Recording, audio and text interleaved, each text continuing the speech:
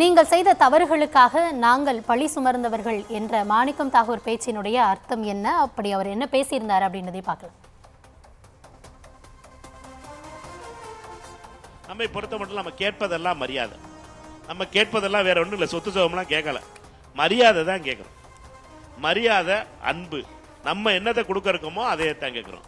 நம்மை பொறுத்த மட்டும் இல்லை. நம்மளுக்கு வருத்தம்லாம் எப்போ வருதுன்னு கேட்டீங்கன்னா, அருமைக்குரிய திமுகவுடைய மாவட்ட செயலாளர் ஒருத்தர் காங்கிரஸ் கட்சி பூத்தில் ஆள் இருக்கா, காங்கிரஸ் கட்சி 3000 ஓட்டு வாங்கியிருக்கு அப்படின்னு கேள்வி கேட்கும்போது, காங்கிரஸ் அதுவும் பொது வழியில் பொதுக்கூட்டத்தில் பேசும்போது தான், பத்திரிகையாளர்களை நீங்கள் உங்கள் எல்லாரையும் வச்சுக்கிட்டு பேசும்போது தான் அந்த வருத்தம் வருது. அதுக்கப்புறம் அதுக்கு பத்தாதுன்னு சொல்லி ஒரு அமைச்சர் பார்த்தீங்கன்னா காங்கிரஸுக்கு கூட்டணி வந்தால் வரட்டும் வராட்டா போகட்டும் அப்படிங்கிறதோ, அல்லது இன்னொரு அமைச்சர் அதெல்லாம் பார்த்துக்கிறோம், அதெல்லாம் நாங்கள் பார்த்து எங்கள் தலைவர் பார்த்து முடிவு பண்ணிக்கிறார் அப்படின்னு அசால்ட்டாக பேசுகிறதோ வலியை தருது. நாங்கள் உங்களோடு இருந்து உங்களால் நீங்கள் செய்த பல தவறுகளுக்காக பழி சேர்த்தவர்கள் நாங்கள், பழியை சுமந்தவங்க நாங்கள். நீங்கள் பண்ண தப்புக்கெல்லாம் நாங்கள் பழி செஞ்சுக்கிட்டு இருக்கோம். ஆனால் எங்களை பொறுத்த மட்டும் உங்களிடம் கேட்பதெல்லாம் மரியாதை தான். அதனால ஒரு மாவட்ட செயலாளர் பேச ஆரம்பிச்சாரு, எல்லா அமைச்சர்களும் பேச ஆரம்பிச்சிட்டாங்க. இப்போ காங்கிரஸ் சாதாரணமாக எடுத்துக்கிட்டு பேசுறாங்க. இதை கேட்டுக்கிட்டு சும்மா இருக்கவே நான் கிடையாது.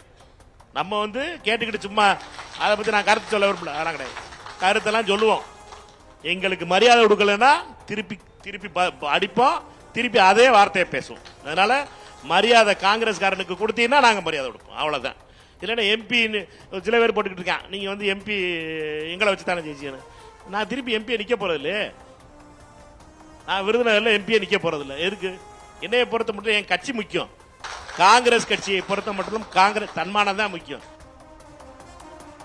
இல்லை, இப்போ அவர் திரும்ப எம்பியா நிற்க மாட்டேன் அப்படின்னு சொன்னது நின்னா வரமாட்டோன்றதாலையா, இல்லை கட்சி பணிக்காக திரும்ப நிற்க போறதில்லைன்னு சொன்னாரான்னு ஒரு கேள்வி இருக்கு. ஆனால் அவர் திரும்பவும் ரொம்ப ஆழமா மரியாதை தரமாட்டுறாங்க அப்படின்றது பேசுறாரு. காங்கிரஸ்க்கு 3000-4000 ஓட்டுகள் தான் அப்படின்றத. இன்னொரு தரப்புல காங்கிரஸ்குள்ளேயே குரல்கள் 3000-4000 ஓட்டுன்னு தானே சொல்றீங்க, நீங்க எத்தனை இடங்கள்ல அதற்கும் குறைவான வித்தியாசத்துல வெற்றி பெற்றிருக்கீங்க. இன்னைக்கு அமைச்சராக இருக்கக்கூடிய துரைமுருகன் எவ்வளவு வாக்குகள் வித்தியாசத்துல வெற்றி பெற்றாரு? வெறும் 746 வாக்குகள் தானே. அப்ப காங்கிரஸ் அங்க இல்லைன்னா எத்தனை தொகுதிகளில் நீங்க வெற்றி வாய்ப்பு இழந்திருப்பீங்க? இன்னைக்கு நீங்க ஆளும் தரப்பா வந்திருக்க முடியுமா? இன்னைக்கு ஆளும் தரப்பா வந்ததற்கு பிறகு இவ்வளவு நீங்க பண்றீங்க. ஆனா நாங்க இல்லாம உங்களால அந்த இடத்துக்கு வந்திருக்க முடியாது.